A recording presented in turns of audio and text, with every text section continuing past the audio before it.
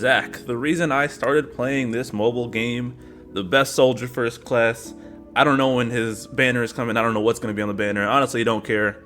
Actually, that's not true. I do care when it is, so I can use my gems on it because I don't care who it is. But we are not here to talk about the banner. We're here to talk about the unit. So come through and listen to what I got to say.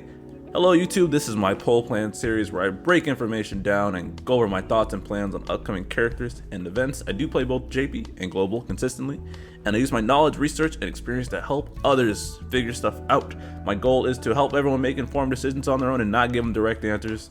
I think there's too many variables in this game, and I believe the best help you can give someone is showing them how to reach their conclusions themselves. So therefore, I go over my poll plans and do not approach it as you should. You poll invest or whatever. I have skin in the game, and by the end of the video, ideally all my viewers will be able to reach their own conclusions. I cannot give you your own answers, just a perspective.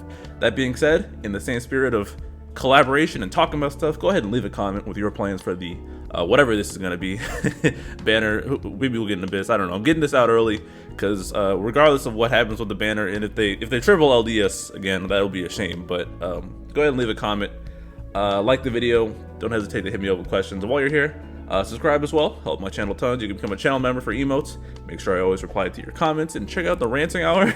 Oh, this last one was rough.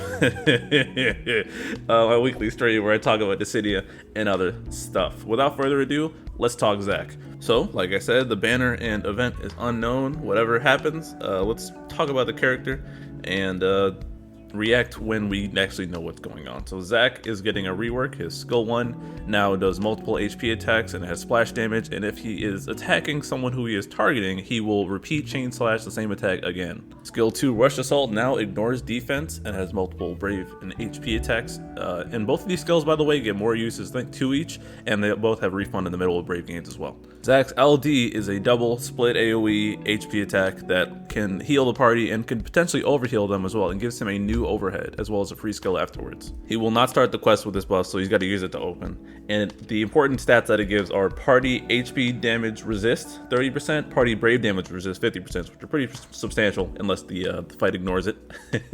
Defense up 200%, and he now gets party HP regen, and for Zack personally, this will stack on top of his personal HP regen, so we'll be back up to full health on his turns pretty quickly. He also gets self overflow and personal HP damage up. With this LD now, he can pretty much keep the entire party alive by himself. The stacks go up when Zack gets hit as well. He's got the attack high armor with an even split across both if you blew him. Oh, and one thing I forgot to mention is he gets taunt start with his LD boards equipped. So he'll come into the battle and he'll be able to do max damage because Zack, if you don't know, Zack gets stronger. His attacks do more damage when he's being targeted.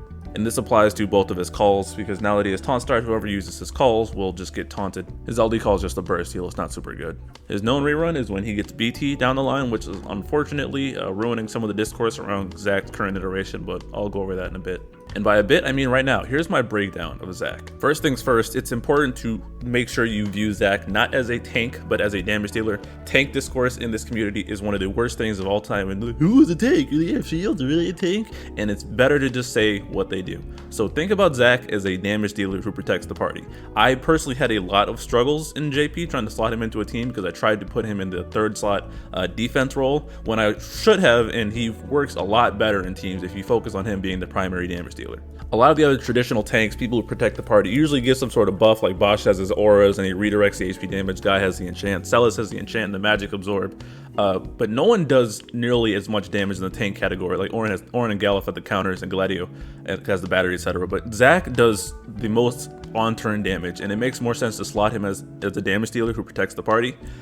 Because he's doing a lot of damage and he's keeping the party alive, but he is doing practically nothing for the party aura wise. Like back in like what Cosmos and Chaos, like 60% attack aura on him wasn't sufficient to like next to another aura bot, but now 60% attack is nothing. I think Onion Knight and Noel have more attack aura than Zack brings, so he's not going to help you hit hard in the slightest. You do not bring him for that. You bring him for his on-turn damage. The taunting and the healing are a feature. His strengths are, like I said, he does a lot of damage. His damage is competitive, and he can also solo heal a party and keep them alive. Ignore defense on skill 2 is a godsend, and if you properly buff his skill 1, it can also pump out a lot of damage as well, although that skill 1 doesn't generally out damage his skill 2 until like crystal level 90 when everyone's already capping. So like if your skill 1's capping, that'll do more damage, but it probably won't be. And that ignore defense on skill 2 is really elite. He burst heals with LD, and he has HP regen, a slight one, on his LD overhead, so that's nice as well. And AoEs aren't hitting as hard because the defense up, brave damage resist, and HP damage resist, provided that's not getting ignored. Weaknesses though, because he should be viewed as a damage dealer in my opinion, that makes his slot competitive for a lot of teams, because now most BT candidates are damage dealers, and nobody's competing with BT level damage. Zack is, while doing good damage, he's not doing BT level damage. So if you're slotting in a BT unit, for example, on your team to do a lot of damage, that doesn't quite leave room for Zack to do his thing. Again, I have to point out his auras, his party buffs are not sufficient enough anymore to enable the party to do any semblance of damage. He will not help you hit hard at all. He's there to do it himself. So in that mind, Zack is honestly, in my opinion, better with supportive BTs or people that help him increase his damage, and you need to build around the fact that he's going to be pumping out most of it. If you're blowing people up and not letting the bosses get turns, Zack won't be able to increase his overhead enough, just because he's not getting hit, so he doesn't fit into those teams either. So you're kind of put in a playstyle where you have to let the bosses get turned, and you need to let Zack defend slightly so he can maintain his overhead.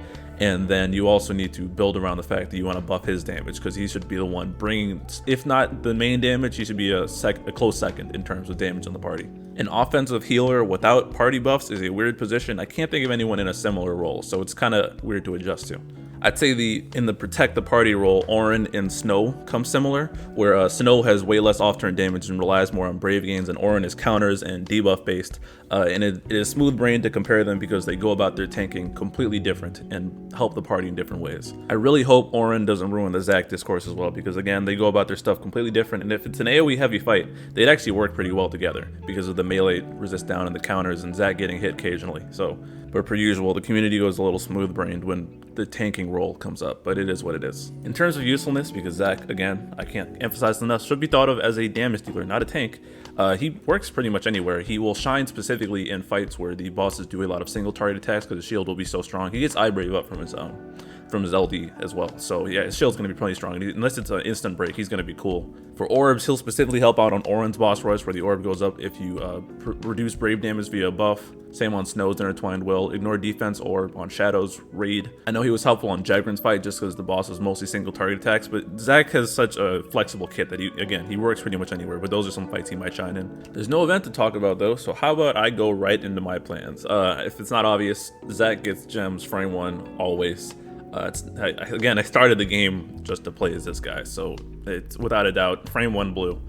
No question at all. I'm gonna be running him way more. I focused a bit more on Yuna in JP, but I did not give Zack enough love, and those two didn't make the best pairing at times just because you kind of limit yourself on orbs. But I will be building a ton of teams around Zack.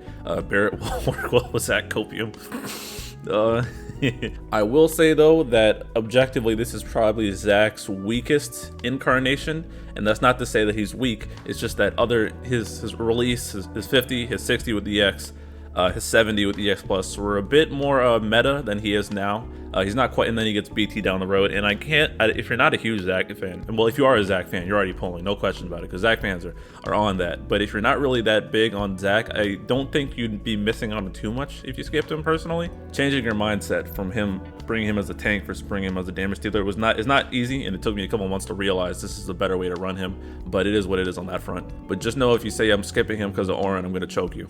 No other quote-unquote tank is pumping out his damage, and while Auron might do a lot in his counters that requires a completely different setup and playstyle, for some that's better, but the comparison's got to stop. Just say what people do.